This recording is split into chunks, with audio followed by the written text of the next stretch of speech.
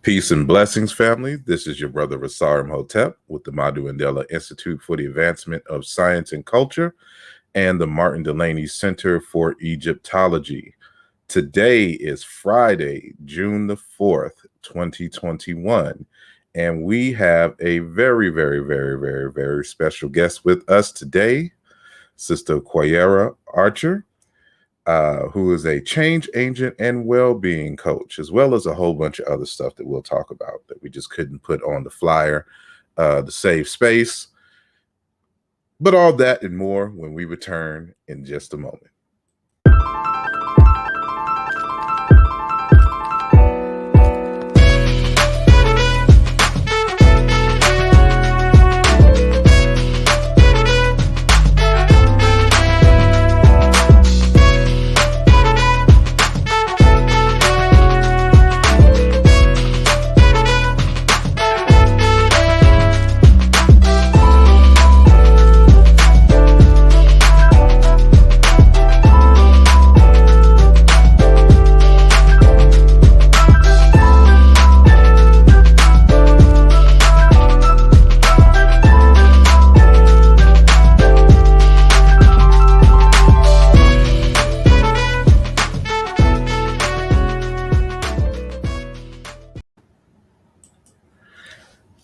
Peace, everyone. Welcome to the Mbongi.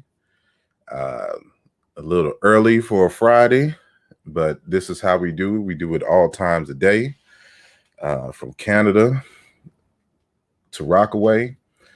And we got a very special show, as I've mentioned before. And so I'd like to thank first and foremost each and every one of you who are catching us live. Then, of course, those of you who are catching us on the archives, all of you who are in Facebook land, peace and blessings to you as well, and look forward to your engagement. And it is going to go down today, and so we have a to your engagement. Sorry for that, pressing too many buttons, and yes, I am live, and that is good. But I want to first have a few announcements. For those of you who are unaware, we are starting our fundraising campaign for our documentary film titled Chiena Into, and it is about the linguistic, cultural, religious, and philosophical connections between ancient Egypt or ancient Kemet and modern Bantu languages and cultures and people, and all the way from Central West Africa, all the way to Kenya, Uganda, and all the way down to South Africa. And so many people may not be aware of these historic and cultural connections. And so, of course, that's what I like to write about. But sometimes you just need to see it. And so this is what the film is about. And so you can help support this film as well as the channel itself by joining the Patreon. And you can go to patreon.com/asarimhotep. And we got a few other things coming out. As I mentioned, I've started the Martin Delaney Center for Egyptology, and the first publication under that entity is going to be Chiluba Maweja, Yoruba Orisha, and Ancient Egyptian Ak, an exploratory etymological study. And so this should be released by the end of the summer. So y'all be on the lookout for this. And hold on, I gotta find it real quick. Yeah, no, I started my own publishing company, and the first book that is not, of course, written by me is this book here. It's called Muntu, Wa and Zombie, Portrait of Human as God's Special Creation. This is an editor copy. We're still making some changes. This is written by Dr. Shalima Lema Mukenge out of the Democratic Republic of Congo, who now lives and resides in Atlanta, Georgia. And this is a very, very powerful book on the concept of being human from an African context in its relationship to African spirituality, philosophy, and culture. And so, he doesn't just deal with his own Baluba people. He goes all across the continent and brings you some comparative jewels. And so, still doing the final edits to the book, but this is the book, and this is the cover, the subtopic from African creation stories, religious beliefs, and cultural practices. So again, it's Dr. Shalima Lema Mukenge out of the Democratic Republic of Congo. So, and make sure that y'all join us next week on Sunday, June the 13th, as we have a panel discussion titled The Divine Nine in African Spirituality. We asked the question, can you practice African spirituality and belong to a Black Greek letter organization? And so I will be joined by a esteemed panel, and we will have this dialogue. These are individuals who are Black Greek letter organization members, as well as initiates and practitioners of African spiritual systems. And so it will be a very enlightened discussion. So make sure that y'all join us on Sunday, June the 13th. And I believe that's going to be at 4 p.m. Eastern Time. So without further ado, I want to introduce our guest, Kwayera Archer, who I have recently gotten to know and am very intrigued by all that she has accomplished thus far and what she is doing around the world and what she has planned for the future. And that's what we will get into today. So I want y'all to welcome and put your hands together, if you have hands, for Sister Kwayera Archer. How are you doing today? I'm quite well, thank you. You're welcome. You're welcome. Thank you, first and foremost, for allowing us into your busy schedule and picking your brain a little bit about various different things. But since you are new to this channel, I want to kind of start off with some preliminary questions about who you are, and then what led up to, the things that you do now.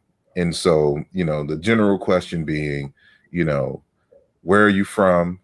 Where did you grow up? And then what led to, we'll talk about the Institute and then your organization. So the floor is all yours. Well, thank you. First of all, I'm so excited to be here. When I met you, when I met you, I was just really excited to hear that you were close and connected to one of my dear teachers. So with that, I'll start that I was born in New York, in Brooklyn, but raised in New York and Jamaica in the Caribbean. My family is from the Caribbean. They're from Jamaica. I was the only one kind of dropped off in Brooklyn, New York. And my parents wanted to give me the best of both worlds, where I had the New York kind of cosmopolitan African-American life, but then in my house and in the summers and a little bit extended past the summers, I would be in Jamaica, in the country, with my grannies and and all of that, understanding a different way of living, a way that was close to the earth and slowed down a bit. So I had those both realities. I felt like I was a Caribbean child and I was an African American child, which probably fed my understanding of being an African, right? Ultimately, right? So my mom kind of threw me in dance when I was really young because I was dancing all around the house. She was a very aware, I would say awake parent, because, you know, parents, if they really pay attention to their children, they can see what their incarnation objective is and what they're doing naturally. So I was dancing. And so she put me in dance classes and supported me every step of the way. Eventually went to that famed school in New York, highly competitive school, the Performing Arts School, that the famed movie is made about. It was danced with Alvin Ailey, the youngest on scholarship there, and many different dance companies early on. And although that was very technical dancing, you know, coming from the Caribbean, we had other kind of dancing that really mimics our African ancestral traditions. And so when I was about 17, even though I was ending my tenure at the Performing Arts High School, I started to do African dance. And, you know, being a dancer, I was like, oh, I could do any kind of dance. I've done ballet training, I've danced here, there, everywhere. And to my great surprise, the level of technique that was involved in the various forms of African dance was mind-blowing to me. It was so technical, and this perception that it was like, you know, just this thing you throw your body around. And not everybody, my children definitely don't think like that because they were raised with more of an awareness. But I began this quest and this awakening into my culture and my tradition through dance, and African dance in particular. So I have a friend, just really quickly, who was doing his dissertation. Oh no, how do we get rid of that? Where did you go? Can you still see me? I can still see you.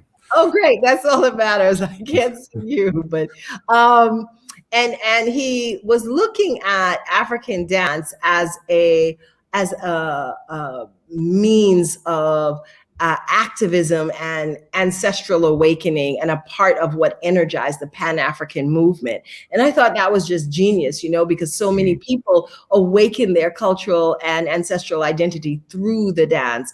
And so after that, you know, I'm zooming through my career, I became a professional dancer. I went to Hunter for a while, and my professors and dean, they said, you know, you cannot just keep taking mathematics and astronomy and African history. You have to take some other courses, you know, to get a degree. And I just said, I don't want to take anything other than mathematics, astronomy, and African history.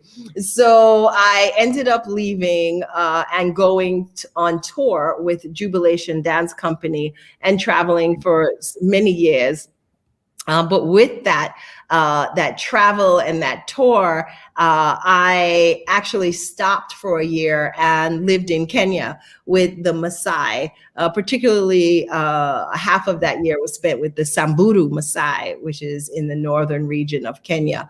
And that's when I feel like I went through my own personal rites of passage, right? And that began. And when I left there, I was so upset about a couple of things. One is that I was home for the first time in Africa alone as a very young woman, you know, for a year. My mother was completely freaked out, but, you know, and my dad, they're like, where are you going? There was no cell phones, none of that. So I was like out there and in the bush.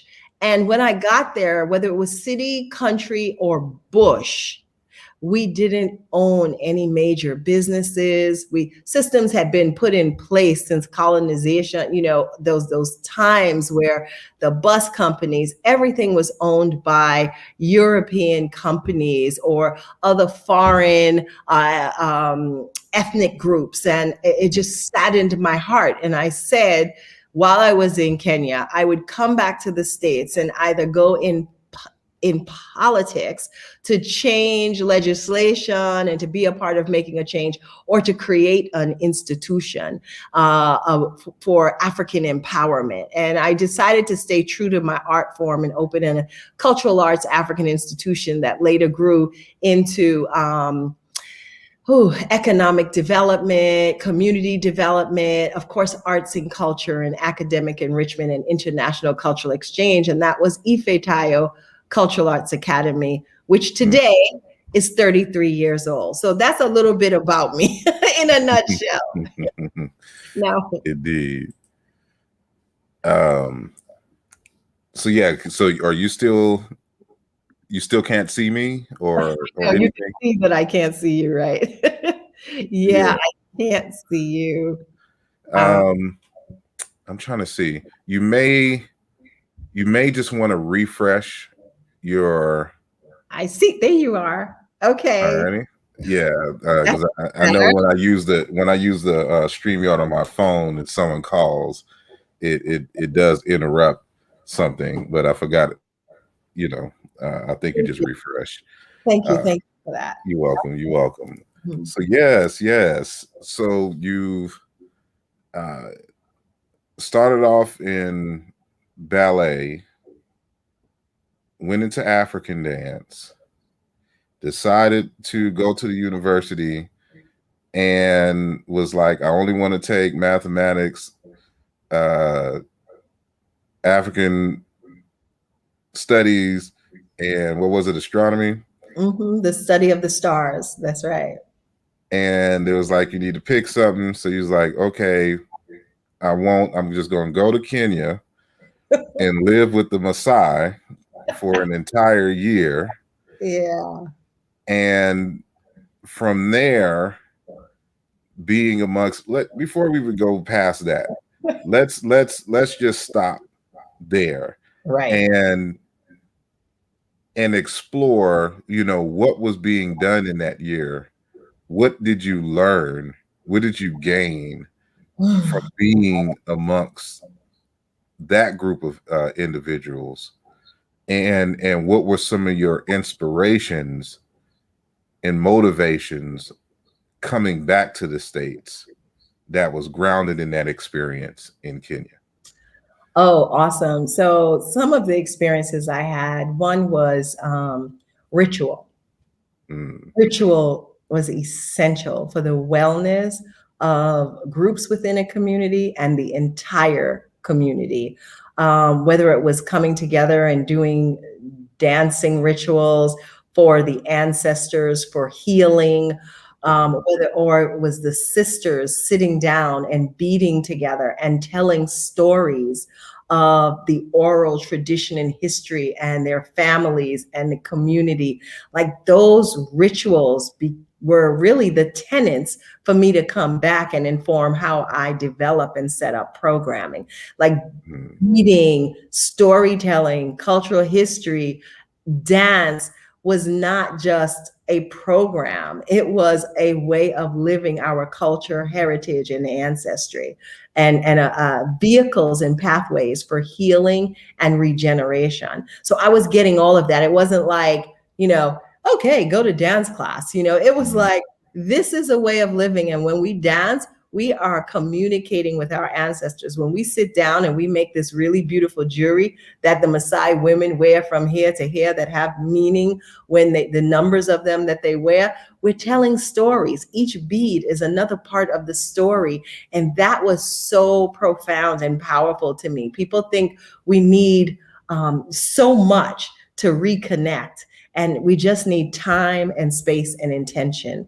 And that was what informed a lot of my desire to come back and do something with them, do the most, I always say this, to do the most I could with what I had in my hands at that day. People say, you're 24 years old. You don't know anything. You left college, or yes, you had a career in dance, but what are you talking about? You need to, be initiated, go to get a PhD. But I said, no, my daddy always told me, do the most you can with what you have in your hands today. Yeah, I eventually got the master's, but not having it didn't stop me from doing what I could. At Indeed. 24 years old. There's I forgot the group, but there's an African proverb that says when a snake jumps at you out of the forest, you Yeah. go at it whatever's in your hand. And so many people in this program have heard me say that before, but it's like people thinking that you need to have the biggest and the best to get started. Right. And that's not always the case. You just need to have a vision and a drive and motivation, and the universe will do the rest. Right. So you mentioned the Ifatayo Center. Can you tell us a little bit about how that started, some of the challenges over the years, and where is it at now? Oh, wow. And I know that's 30 years, but Years. what did you get? So first of all, I'll say that another reason that it started. So when you have over a quarter of a century to reflect on how you have been a part of partnering and co-developing and recreating systems for a community to be connected, you have space and time to really think about, well, what are the different ways that impacted me to do this? And so I spoke about Africa, right? And the things that I experienced and how I had to do something. I couldn't just keep like saying, I'm going to go along with a career path. I needed to do something transformational. That was one part. The other part, being a dancer in the late 80s, I experienced in very early 20s a lot of loss around the AIDS epidemic in our community, and especially the dancing community. And a lot of people hadn't really heard about it. And I was like in trauma state because I'd lost so many friends, like 10 or 12 in a 2-year period. And for a 23-year-old, that's a lot. And out of the natural order of things. And so I, again, have a personality where I move into action, and I was getting anxiety, right? I didn't even want to dance anymore because I was like, oh my God, everybody I dance with is dying. Dance has this connection to something I don't want to associate with. So I said, I've always wanted to work with children. So now's the time. And a part of emotionally what was the shadow side was all the loss, but what came out as the positive side was building this institution and this community organization. And wow, what was my focus was to work with children and families that could be in my life for generations or decades to come. So actually in reflection, I realized a lot of the programming I developed was developed with a very strong intention to keep young people engaged. I mean, I had supporters through the years that would say, we have never seen anything like this across the country in a nonprofit organization where young people are actually staying engaged for like 20 years. Like most nonprofit organizations in what they call inner city, which, communities, they're like revolving doors. They're like, what are you doing? Or foundations and other entities start to study us. Even a liberation psychologist, it's a dear friend of mine, she was like, this is intense. Like, how are these young people staying connected? Because they were respected. We spoke to the sense of who they were as a people. We engaged the whole family. We gave them access for a voice. And Mbongi, even though we didn't know at the time, early on, Mbongi was being instituted without the word, the name Mbongi. And it's where even a child had the ability to have agency and come and say, I want to call a community meeting because something is off. And they would have the right. At 6 years old, I had lost teachers because they told me, are you crazy? You're going to have some little child come say they didn't like something I did and now they can call a community-wide meeting? And I said, absolutely. If I drop some of the names that were prominent artists that used to teach, they said they were not having it. They were leaving because no child is ever going to have that much power. And I said, that's the problem. We need to empower our children. So when they are in spaces of power, they know how to communicate and can look power in the eyes, whether it's an adult, whether it's a system, whether it's their parent, whoever, and they could say, I don't feel comfortable and this is what I need. And so that was a really big tenet of how we operated. We brought the entire community together. Sometimes, I mean, I won't even go into the stories. We brought like 100 people together in Mbongi when something was in discord and we needed to restore the harmony. And so it started out with dance classes. Okay. Where is this located? Oh, in Brooklyn, right. New York. It was founded in Flatbush, the Mecca of back then. Now it's totally gentrified, but the Caribbean Mecca of United States, we say. It was like every Caribbean island. And over the years, African immigrants, came in as well. So we had a really vibrant community. All right. Yeah, I just wanted to let people know where it was, because we were talking about it and didn't say I know where it was for. I mean, I'm pretty sure people in Brooklyn know, but all of us non-New Yorkers, may not be aware where it was located. But I'm sorry, continue. No, it's okay. 33 years, you have to pull me back. Yeah, I can be in the clouds a bit. So go ahead. Go ahead. No, go ahead. Oh, okay. So in any case, I started out with very simply, and I like telling this basic part because, again, do the most you can with what you have in your hands. And one thing is, I had identified the type of person I wanted to come to this organization when I opened it. And so I was very driven, running around the community with flyers. And every time I saw someone with locks or African material, I would give them a flyer. And if they had children, and one sister said to me, sis, you've given me this flyer like 4 times already, please stop. And I said, okay, I just want everybody to know. And it was that spoke to me because some of those parents that I was giving flyers to in the street, actually their children were on Clubhouse with me like yesterday in a room talking about ancestors, and they're like 40 something now. And so what was really important for me, going back to losing so many friends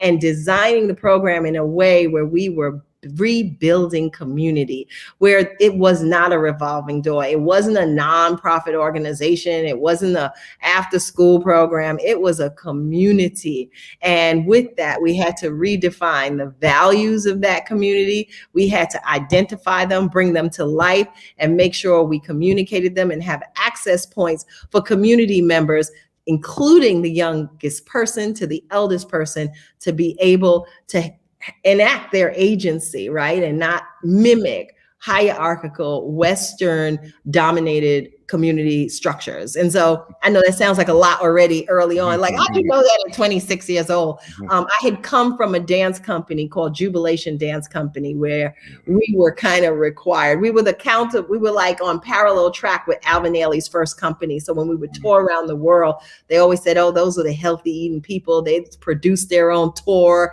They do everything they're self-produced. They study ancient Egyptian texts into the morning. We were kind of the quirky people, right? But we wanted to be educated and well-informed dancers. And it was that experience that didn't only prepare me, mostly everyone who came out of that company. Sorry. That's okay. Go ahead. I'm sorry. That's okay. Actually started a nonprofit or arts or a community organization. And that's because, and I really want to take a moment to talk about the pieces that went into me to be able to have the courage and confidence to do that, and the preparation. So when I was dancing, we had to learn budget. We were dancers. We had to learn budget. We had to learn marketing. We had to learn fundraising. We had to learn everything. We had to collectively fill up the Brooklyn Academy of Music theater house. If we were having a show, everyone was accountable. Everyone had to participate. And those lessons really helped me to understand community organizing, right? so all of these things were being put into me, as well as my mom, which I'll go to. My mom was a hematologist, and she was into fashion very big time. But what I learned from very early with her is that you can have major fashion shows, get all your friends to support it, give them a heck of a time having fun, and raise money for sickle cell anemia. So I understood engaging community, raising collective funds to create some kind of transformation for a need in the Black community.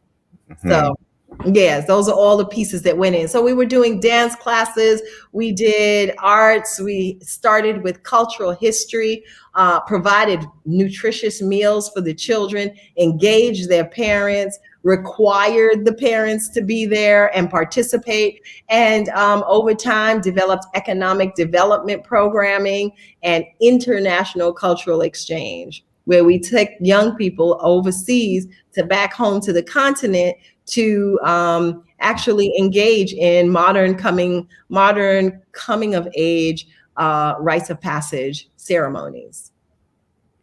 Indeed. Again, for those of you who are just joining us, we are here with Sister Kwayera Archer,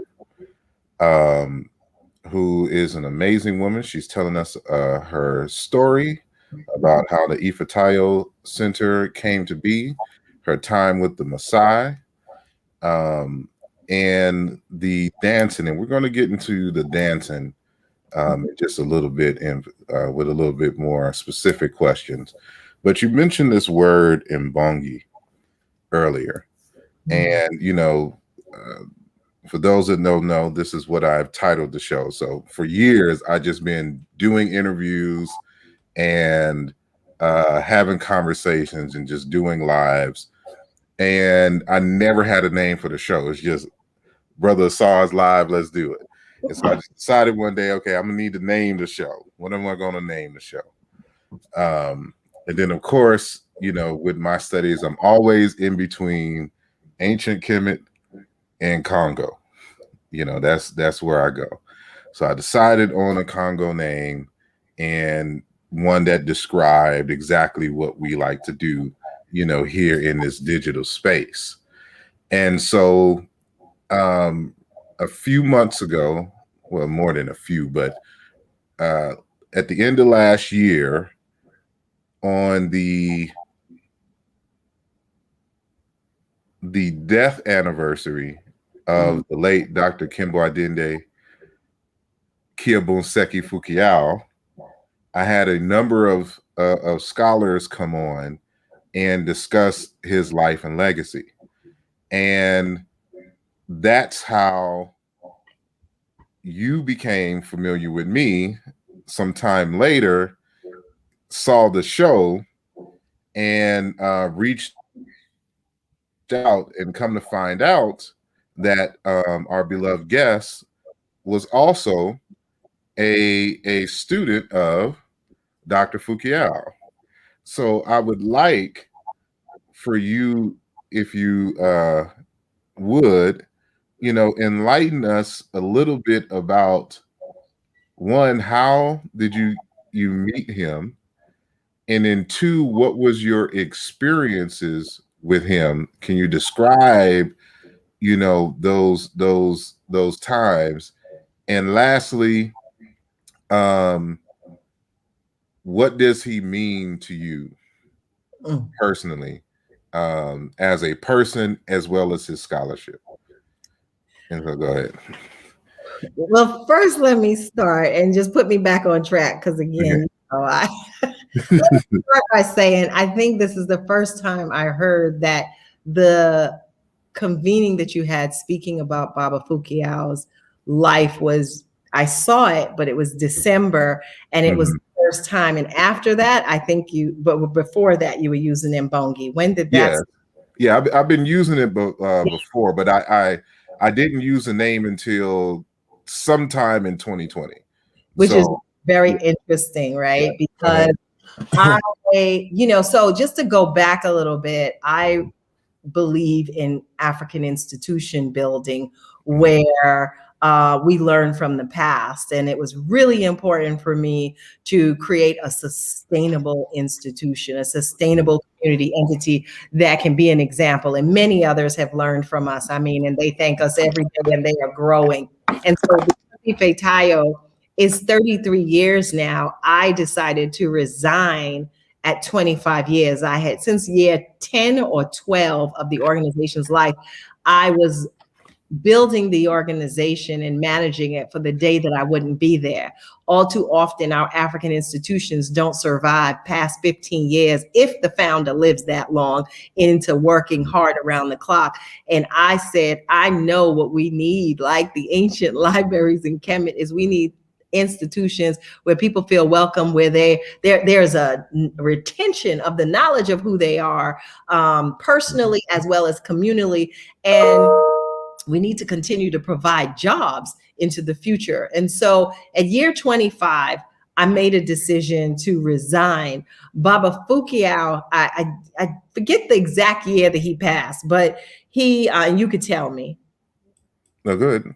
Oh, okay. So he passed probably just before I resigned. And I still remained engaged with the organization, but I wanted to make sure I could move away to come back.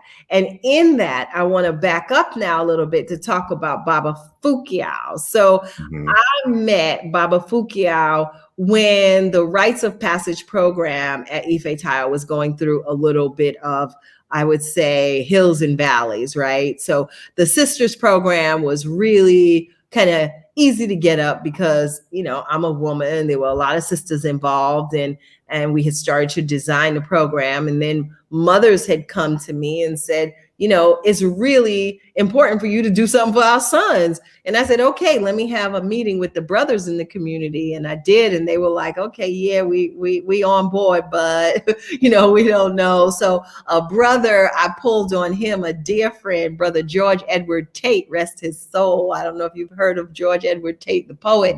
And he wrote the book, the poetry book named At Wars, which was really, really popular. So I said, Brother George, you're an elder. I need you to come in and begin to model for the younger brothers what we need them to do in terms of leading these male rites of passage, because I can't do it, right? I don't want to do it. I can't do it. I'm not a brother. And we need the men to do it. And a lot of these organizations are filled with women, right? So it was, the parents actually called me to task, and they held a big community and bongi for me. And I was on the hot seat, and they said, you have to do something for our brothers, right? You did it for the sisters. It's successful. We have sons too.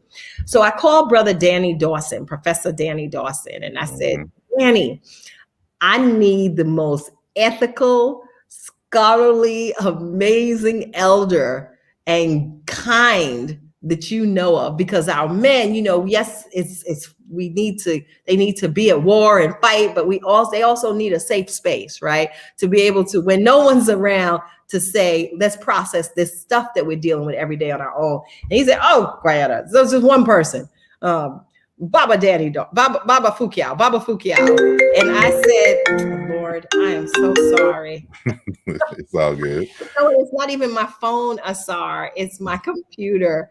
And I can't shut it off. So, you know what? Yes, I can. Let me do this. Everyone, bear with me. I'm going to put it on airplane mode, and then it won't go to my computer. Yeah. So he said, Brother Fukiao, Baba Fukiao. And I said, well, who's Baba Fukiao? And he gave me a lot of the story, only some of which I'll share here. Baba Fukiao is a scholar. He said he's an elder from Congo. He's brought a lot of the history and tradition that went underground during colonization, and now he is a part of bringing it back through documentation. And it went underground to be able to survive. And he was sharing one thing is, you know, about Mbongi, right? But he said a lot of things, so I didn't even hold on to Mbongi. I actually remember where I was sitting in my room when I was speaking to Danny, and I felt like Eureka, another one of Baba Fukiao's titles books. I felt like, wow, I found the perfect person. Another brother who was mentioned was Baba John Mason, right? And so Danny was just saying, these are the brothers that I can recommend that could come in and work with the younger brothers who can work with the students, right? So you have some eldership. So although Baba John Mason became a council of elder, Baba Fukiao did too, but Baba Fukiao was more interested in also coming out to teach on a regular basis. And so I had a meeting with Baba Fukiao. He came to Ife Tayo and I showed him around to all the 8 programs and all the students, and we sat and talked, and I offered him the position of scholar in residence, right? And that was really powerful because he took it really serious. I mean, he is a very accomplished scholar. And he started out with a workshop. And the workshop was just around African history, training the brothers how to do a rites of passage from the ancient Congo technology. And there were several different rights that he shared with them. Again, I'm going to speak in generalities because I think it's important. Generalizations. I think it's important. I don't want to. Some of that stuff is private. So let's say that. So he trained them in some of those tenets in private and said, this is what we need to do. In addition, he sat with me from that day forward. Baba Fukiao would stay at my house. We would stay up till the sun was rising, and he would share with me, this is crazy. He would share with me various rites of passage, techniques, technologies, and rituals that we needed to implement, right? And so a lot of it was also very practical, where we would go to a place like Ramapo Ranch with Baba Fukiao. And I'm skipping over a lot of the basics, and here Baba Fukiao would be climbing the rope with the young people, like in his trench coat, right? His hard body, like literally climbing up the rope. And then he would end with a lecture with the young people explaining how similar that activity and trust bearing activity was to what he participated in Congo. And so all of that to say, Baba Fukiao was very flexible, adaptable. He was accessible to the young people. He did everything from counseling sessions for couples. I remember one time we had like 4 married couples, partners that were just having problems. And I said, could you please take some of the information you have and just sit with them? So it wasn't all just scholarly academic. It was practical application. I remember him sitting with those 4 couples in counseling, and they're all still together. We sat with them for like 4 sessions and talked them through some of the ancient principles of building relationships. And so, although we had study groups, Baba Fukiao worked with the children. He would also, at my house, when I studied with him and asked every question possible, he shared some traditional rites with me, right? And I worked very hard to apply those in the best way possible for the larger rites of passage. He talked about something that's not documented in our rites curriculum, which was the V's. That was very, very powerful for him in terms of what that means for a young person going through and graduating a rites. He's like, if they don't know the V's, they haven't really graduated into adulthood. So we built a curriculum, and I'll say it here, but that's not in the curriculum. You could not get access to that until you completed the curriculum of 4 years of a rites, right? And then after that, you would go through your ceremony of understanding what the V's was all about from our ancient Congo tradition and how that prepares you for adulthood. So Baba Fukiao gave us a lot. Midway through my relationship with him, he said, Sister Kwayera, did you read my book Mbongi? And I said, no, I haven't. Mbongi? He said, yes, Mbongi. And I said, no, Baba Fukia, what's that? He said, oh my gosh, you must have read Mbongi because you are living Mbongi. Everything you're doing here with this organization is Mbongi in action. So he brought Mbongi the next week because he had lived in Boston and he would come and stay at my house in Brooklyn. And when I read Mbongi, I was blown away. It really laid out all of the pieces for what we were doing and put language to it and steps. It was so powerful. So we began to incorporate it in a very practical, specific way to the programming. So we have sisters and brothers today that are in their 30s and 40s that are using Mbongi in their life. One sister, I'll tell a story. She was one of our amazing students and pushed back a lot, but she was the one that had a lot of Mbongis. And so Mbongi is a place of learning. Mbongi is a house without doors and windows. What does that mean? Everyone talking about whistleblower and transparency and authenticity. Our ancestors had that all built in to Mbongi or structures like Mbongi. That means there's no secrets. Everyone is protected and you can see everything. And so it really worked well for our organization because, you know, a lot of we're still learning how to rebuild together. And I could not have found a better model or technology to ensure community organizing happened at the healthiest level possible, more so than Mbongi.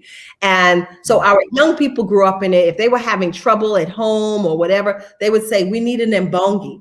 It was like applicable to almost every situation for them because we told them, adapt it for your own needs.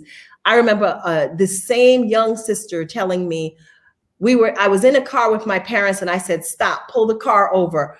I need an Mbongi. And they pulled the car over the side of the road. And she said, this is the problem. Mbongi is designed to restore the imbalance in community, right? Where everyone works together to ensure a harmonious reality. And so young children and young people, they understood this at an applicable level. So she shared that one day. This same sister had a 50th birthday party, for her father, now that she was grown and in her profession. Her father's friends from the neighborhood back in Queens didn't know anything about any of this.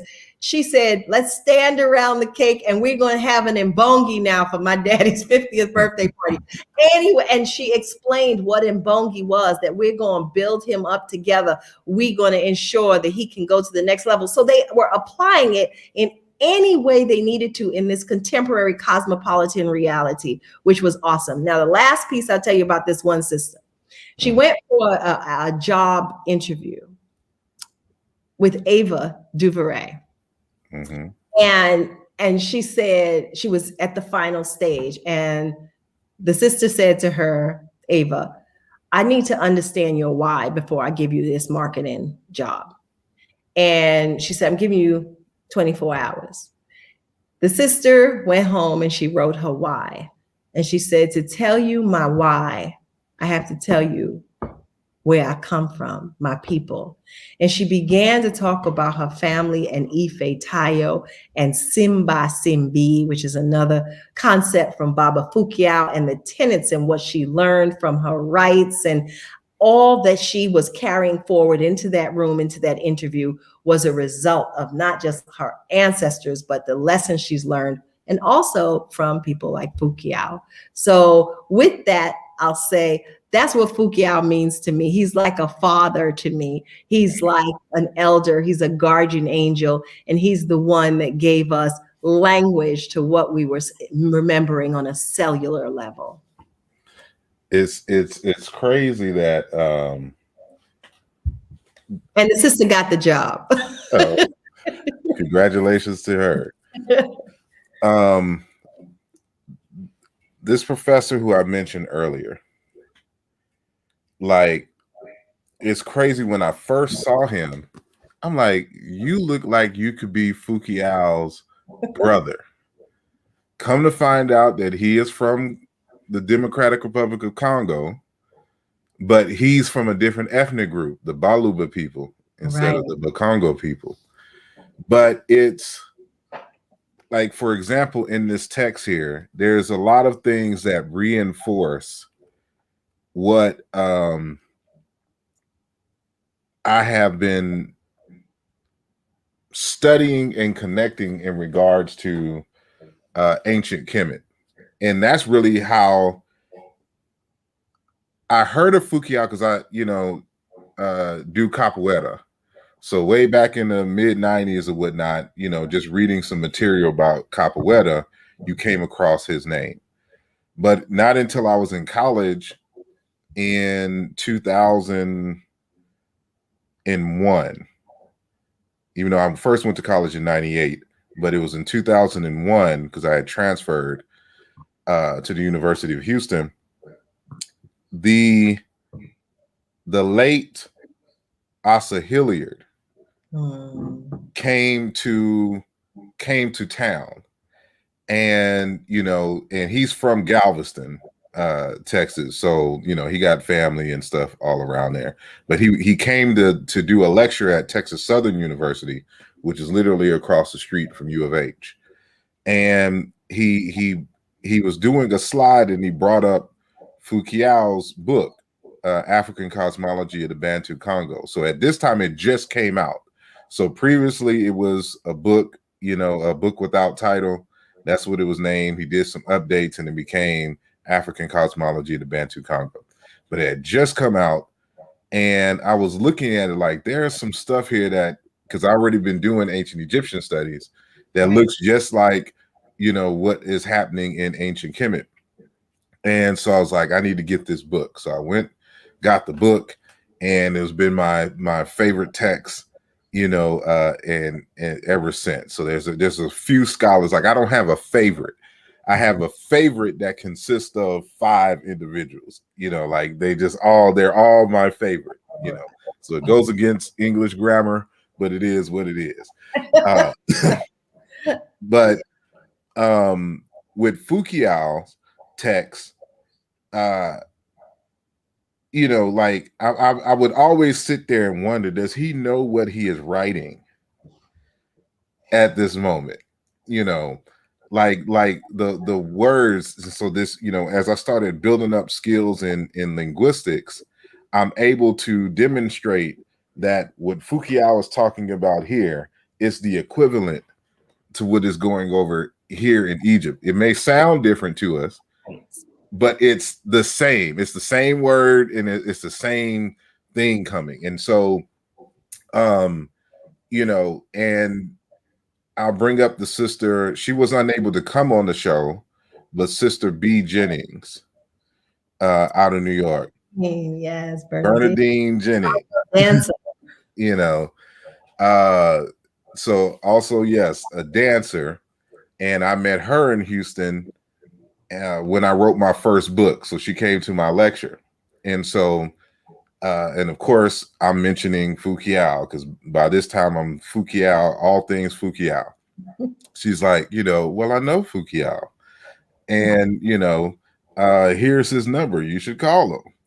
And, I was able to call him, and we had, several conversations and lessons and things. And so I've never met him personally, because I was in Texas and he was in Boston.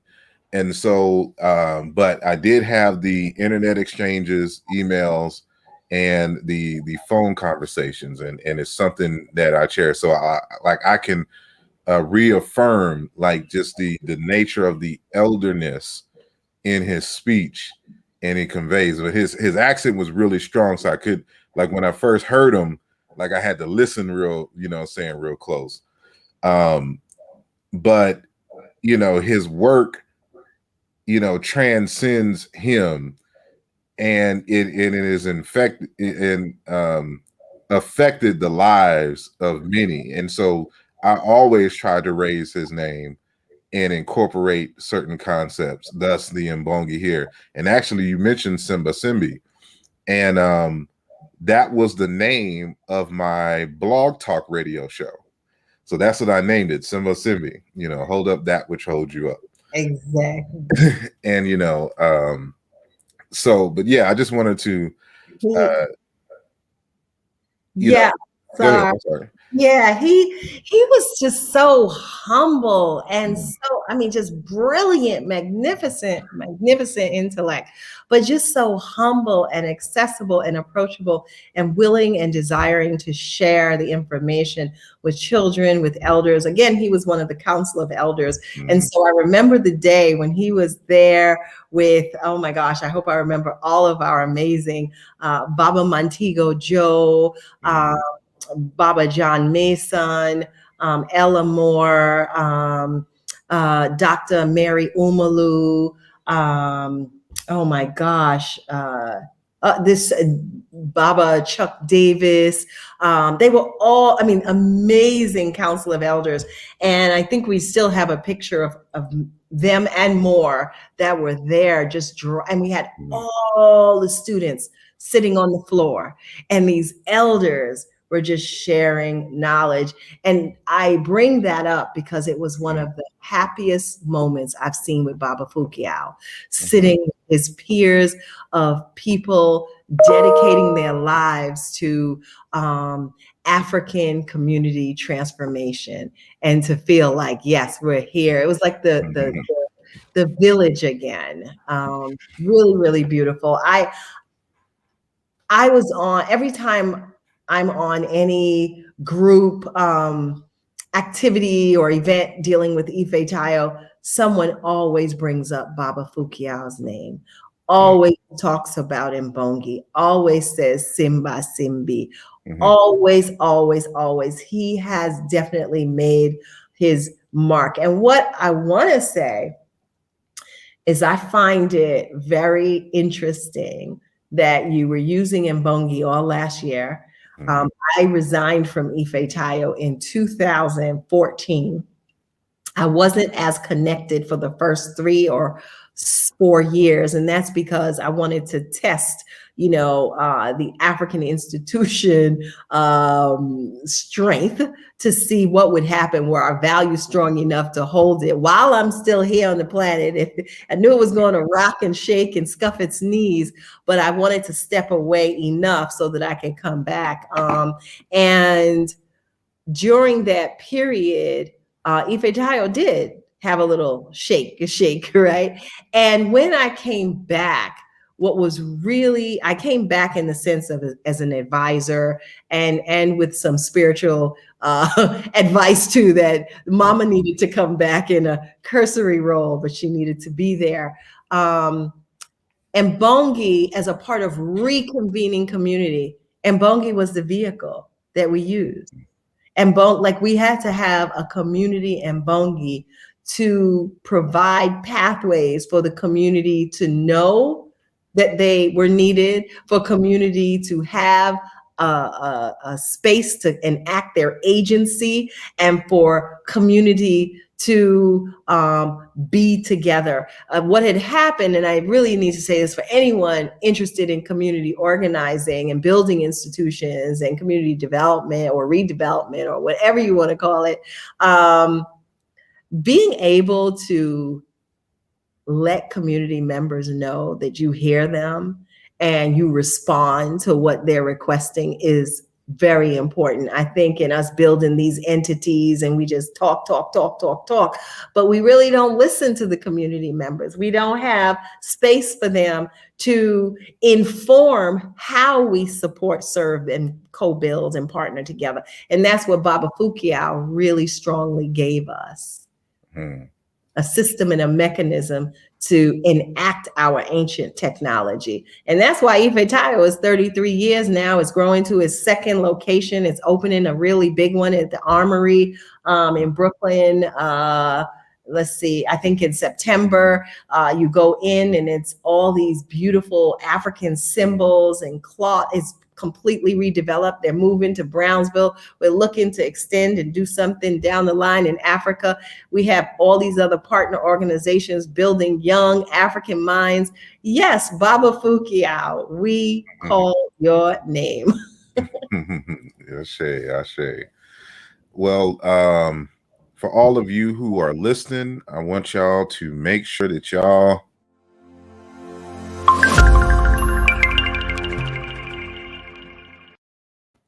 that is right.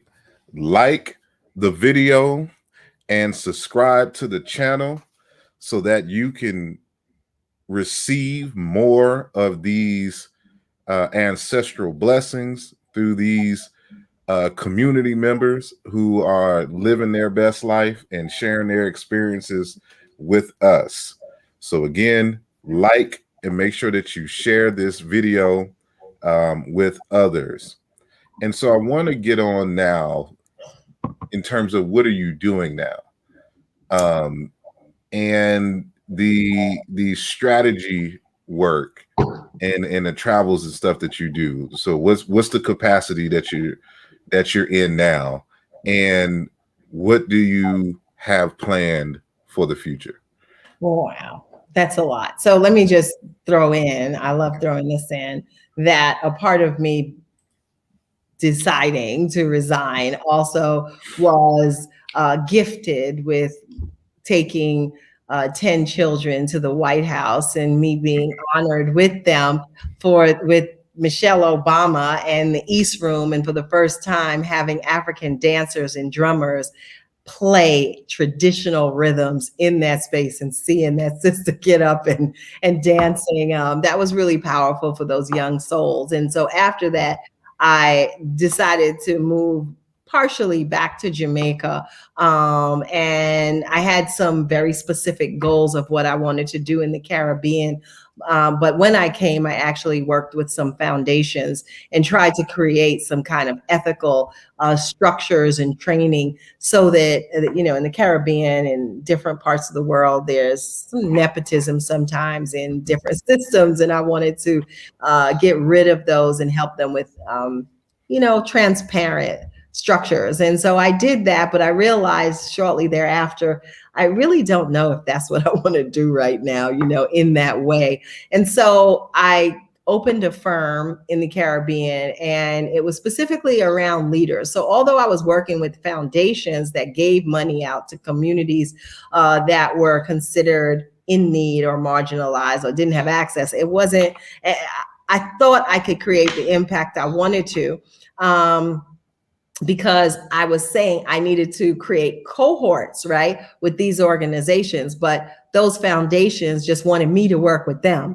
They didn't want me to necessarily, they wanted to go work with the people, but I really wanted to empower the community members, to say organization leaders, to come together and build community amongst themselves. So because that didn't happen, I decided to kind of lay off of the foundation work that I was working on. And I decided to work with large communities of leaders, right? And particularly people that were leading Black and Brown organizations. And I started to develop more what I had developed at Ife Tayo, and that was a management system, a management technology that pulled on ancient traditions and incorporated them into the management structures. And why is that important? It was important because a lot of organizations, they really, for our communities, they build their management structures based on Western hierarchical, dominant white supremacist systems that don't really work for us, and they're not sustainable. And so what was really important for me was to empower leaders to go into their communities and pull on those tenets and weave those traditions into management structures that would hold organizations up like we did. We received awards from the New York Times, and they didn't even understand what award they were giving us for culturally based excellent management strategies. They just knew it worked. And they're like, it's called Mbongi. The New York Times awarded us for the best management practice for culturally based management strategies. So I wanted to go out and empower, and that's through my consulting firm. Another thing so I worked with Trinidad with a lot of nonprofit leaders. I worked with the Pennsylvania Council on the Arts with a lot of leaders there, like cohorts of 30 and more, right? That was what I was really interested in, building community for people who are on the front line, and not just waiting for people to tell you how to build community, but for us to self-identify and begin expanding that village. And so after years of doing that, I realized up till now, this is what I love to do. I love to build community. I love to help people find their voice and pull on tradition and help be part of, community transformation. And so I have two friends, that one, the CEO of Ashe Media Group, ASHAY, a small black boutique firm in Brooklyn, and my other sister friend from South Africa in New York. She's a podcast executive now. She's the senior programming director for NPR. She came to me and she said, "Listen, I need you to do a podcast." This is a couple of years ago. And I was like, podcast? I don't even really listen to podcasts. She's like, "No, your voice needs to be heard. Women who have done what you've done that's my mama. Women who've done what you've done need to be able to be heard. And we need to do this in a very quality way, pulling on our African and indigenous spirituality and using it for every aspect of our life."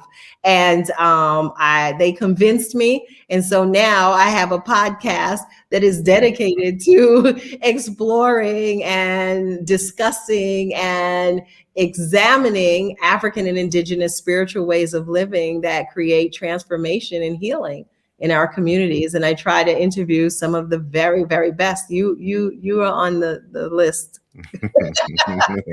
Come up. So that's what I'm doing. And I'm working with leaders, and particularly leaders on the front line. Anyone doing community transformation work and you're on the front line, wellness is a very, very big piece for me. I even go to look at all the elders that have been running organizations. Even if we look at Gil Noble, right?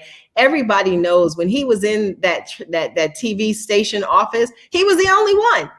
He was the only one not equipped with the resources and got sick. And so I really try to work with leaders who are trying to create transformation and elevation and connectedness for our communities, that they think about how to incorporate wellness. And that is by pulling on our ancient technologies.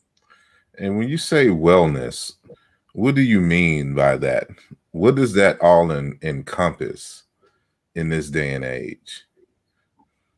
Mind, body, spirit. What that encompasses is how we eat, right? What we're taking responsibility for putting in our bodies, how we are becoming connected or reconnected with the earth, right? In our tradition, we know that you should be growing some of your food.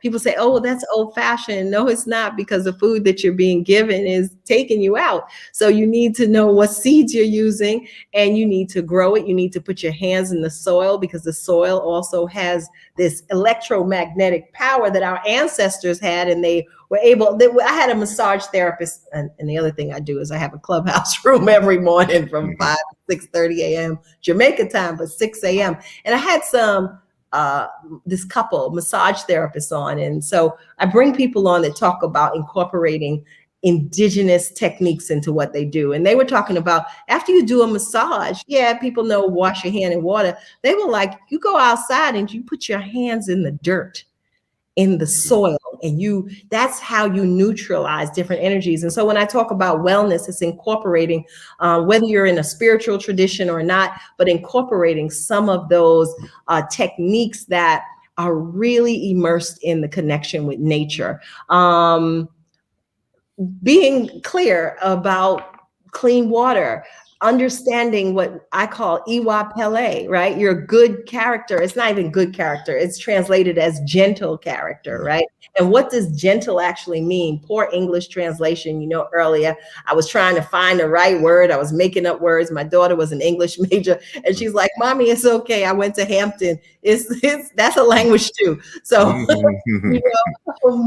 with all of that, trying to really figure out how to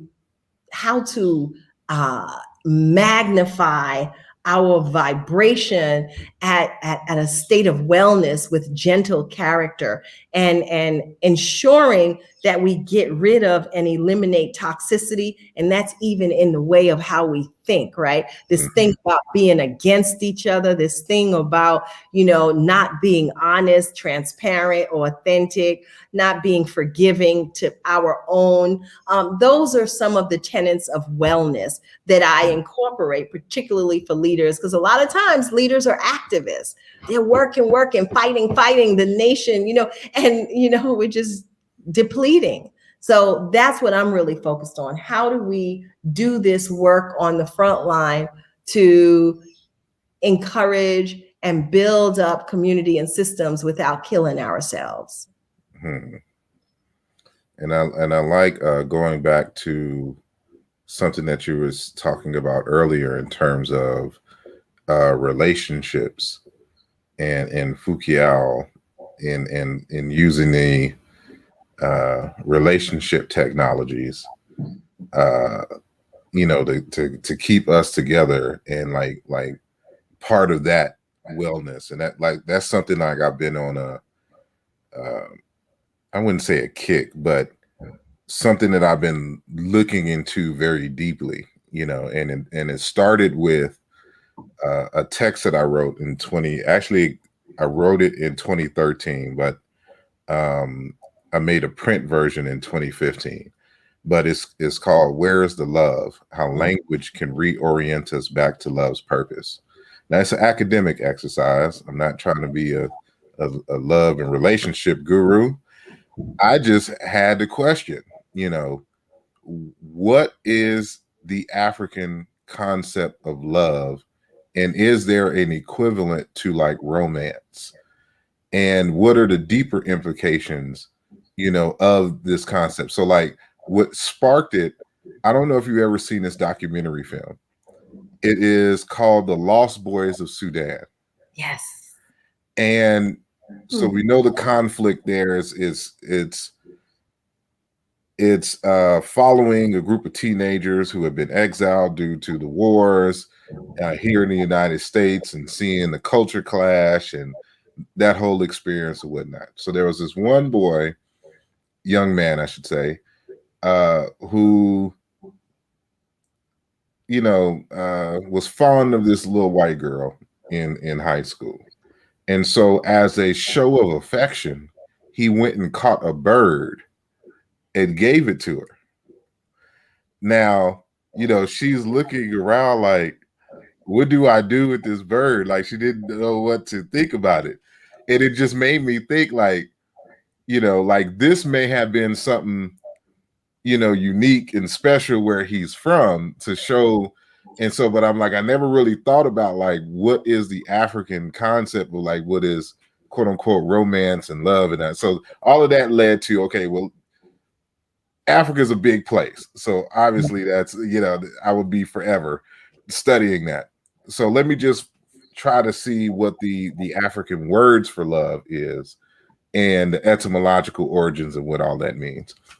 Saying all that to say that, the more I keep adding to this study, the more and more I realize the importance of harmonious human relations, especially when it comes to our leaders, and how like the home is the training ground for when you step out in community and try to build and maintain community. And Foucault kind of hints on this in Mbongi. And I wish see, right now I'm in Texas, so I don't have like right there, that's all the books I have, on me. So all my books are in Philly. So that's where I stay. So until December, this is all I got to work with, and some ebooks. But yeah, I just and saying all to say it's like the relationship part, and then of course Foucault has a book, Self-Healing Power in Therapy. Right. That a lot of folks, really don't mention when talking about Fukuyao. And so that whole focus is on the wellness piece, where he's dealing with the farming, he's dealing with interpersonal relationships and family and all of that other kind of stuff. And so you're just kind of reminding me of these points and connections, and like how important, like we just had the situation with I forgot her name, Naomi. Is it Naomi Osaka, whatever, the tennis? Yes, the tennis player. Yes. And how she's like taking a break, like she, from the French Open because, her mental health. That's and, this is important, for us. So like, in what ways, can we be made more aware of our state of mental and physical health? And how should we recognize certain signs that, we need to take some time for ourselves, or we need to, even on the health tip, like what are some physical signs, like, what, I need to be eating more greens, or digging in the earth to get my food instead of the vending machine, like. Yeah. Well, that's a big stress. Absolutely. Yes. So this is what I do every morning. I actually, a couple weeks ago, if that long, I just turned 56, right? And I am a major advocate for people understanding that they have so many iterations of regenerating a new lease on life, right? Taking all that wisdom and carrying it forward. But if you don't have the strength and vitality and wellness, you can't do nothing with it. You could just sit down under a rock, a shade, and that's the thought that's been given to us a lot, that when you get to a certain age, you cease to have any other use. And maybe if people remember you, they'll come and get some information. And like I told you, Baba Fukuyao was an elder. He was climbing up that rope, up the tree, and swinging across it, challenging the young people. And so what I do in my morning sessions with a group of amazing practitioners is we talk about different healing modalities. Like today was around ancestor love. That is one of the aspects of staying well, is taking enough time to stay connected, to hear the stories of your ancestors, to create a space where you could enact some ancestor veneration, right? And you have pictures, and you can put some cool water there for them, and like a light cloth, and you can put whatever holy book they had, and you can, just remember and acknowledge them. And that's a very, very, very big part of our tradition, because if we take care of them, they'll take care of us. That's number one. Number two is we have another day where we talk about God's pharmacy, right? So whether it's what we call Omera, the Omero, the bath, right, with the herbs, and knowing to put them together to create cleansing and healing. When you're out there on the front line, you're like a sponge. You're constantly picking things up. You have to learn how to clean that off. The same way the brother who was a massage therapist went and did one of the indigenous techniques of putting his hands in the soil and cleaning off the energy of who he just massaged. Whether it's staying hydrated, very practical, right? Our bodies are mostly water, but we become so depleted and dehydrated. But then again, taking time to, you ask me, so I'm gonna go there. How to, because this is how you can stay healthy and live longer and be more awake to everything that's happening. But figure out what water you're drinking, right? How are you connecting to the planet? I told a story today about going in Nigeria many years ago, in Shagamu, Ogun State, and we were doing some songs to Oshun, and I turned and we were at the river that they were singing to, and it was like a drip, and to the left it was just landfill packed with plastics, right? Just tons and tons and tons of plastic. And it just hurt my heart, right? So in terms of wellness, like how are we contributing to the earth, right? How awake are we? We're doing all this work, but how awake are we to how we're participating in harmony with the environment, with nature. And that's very, very indigenous African.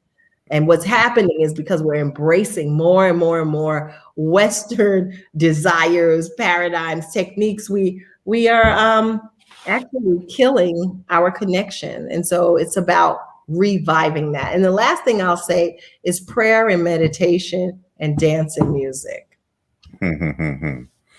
Indeed. Random question.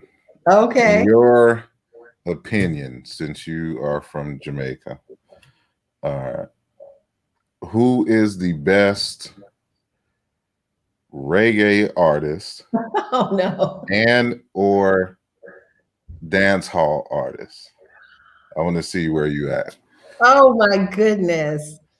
No, because I don't think I'm gonna say dancehall because it might freak everybody out with my intro. So I'll tell you, reggae artists, the best. Oh my God. I'll tell you who everybody loves. No, I won't. Who I really have liked in the last several years, but the best is Bob Marley. Sorry. Sorry. Oh, because he needs his props. He put reggae really on the map, and still it could be. Someone asked me the other day, and asked my sons, what do you think it's about Bob Marley's music that makes it timeless? Is it the lyrics or the rhythm? And it was a question that everybody was being asked, and everyone said, it's really the lyrics. The rhythm is there, but the lyrics is what gets you in your soul. So I would say Bob Marley, but I also love this young brother that was coming up, and I know you're gonna know who. Chronics. But then I have some that a lot of people don't know about. Maybe don't. Raging Fire. I love them. I really love them. But not a lot of the ones that are really in the public. And you can tell me who your favorite dancehall artist is. Oh, everyone on this channel should know it's Capleton. Oh! So that's my Marley. Okay. So he fluctuates between the roots and dancehall. Right. But right. yeah, that's my number one. Okay. Off the island. But you mentioned this will be my last question. Your children, and have they or any one of them followed in your footsteps? And is continuing your work in their own unique ways. How would you say? Oh, absolutely. Well, they were born into Ife Tayo, like right on my belly. So they're like, okay, and they've all worked there, either after college or during college. So I have 3 children, and the oldest, as I said, she's a graduate of Hampton, and she worked at Ife Tayo's Rites of Passage, but now she has her own academic coaching firm for children that learn differently and don't learn in the linear way that we expect. And it's called the SOWO Group. And she's pretty amazing. She has her own identity, but a lot of people say, oh my gosh, she's so fierce. She's just like you. Like her own version, right? So she's pretty amazing. And she's an Ianifa. She's initiate in the African tradition of Isheshe. And my sons are both Babalaos, and they are 27 and 23. The youngest one is a musician, a working musician, and really into, music engineering as well as writing music, and has had a couple of pretty good successes. And then the middle child is my oldest son. He is finishing up school for architecture, also a musician. Yes, also a musician. And they actually work a lot in the spiritual tradition of Isheshe as well. And when I say work, it's like on the front line, helping create transformation and possibility through the Odus for community members that saw them as babies and now see them on the map. Indeed. Well, I appreciate you greatly, and I will just ask: is there anything that you want to state that's just on your spirit before we leave that you would want the people to know? Just that I am really grateful to this opportunity. Sorry for the grainy picture. I am in the hills of Jamaica. Sorry for that. Somebody has to do it, right? I just am very grateful for the opportunity to share in such a relaxed environment and remember Baba Fukiao and a lot of the lessons that he has imparted to myself and the children and community members at Ife Tayo. And last but not least, I am blown away by your research level and just how you're pulling together what Fukiao used to always talk about is the languages and migration. Our rites of passage and curriculum began with that migration and languages and how you connect, you know, the Nile and Kemet and Congo. And I'm very excited about that. That wasn't really for the people, that was for you. I'm really excited to learn more, and I'm documenting and designing Mbongi for community leadership and community development, a model for people to be able to use, of which I'm using now as well with a couple of my consulting clients. So I'll just keep you up to date with that. I appreciate it. And I want to throw an idea by you. And this is something that I've been wanting to work on, but we'll talk offline about that. And but I want to say, well, first, before I close out, if people want to contact you, you know, on social media or something to that nature, if you're in that space, do you want to give out your social media? I've already been sharing your main link to your website, but if there's any kind of social media extended ways to reach out to you and or whatnot, can you please give them those addresses?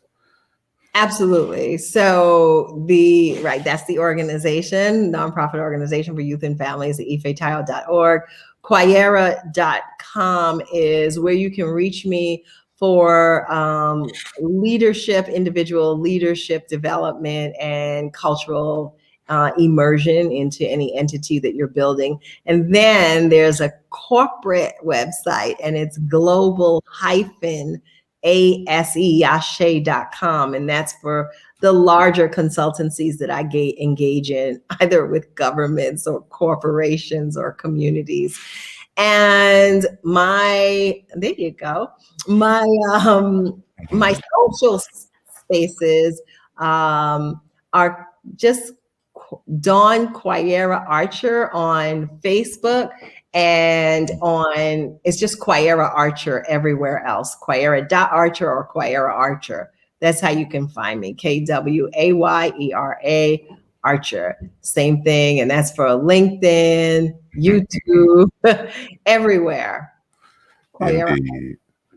Thank you, Asar, so much. This has been an absolute pleasure. I know I chatted your ear off. No, it's you're a good. I don't have to ask much. Just ask some few questions. Wind me up. There you go. And so, but no, the honor is all mine, and I look forward to learning more and possibly doing something, with you in the foreseeable future.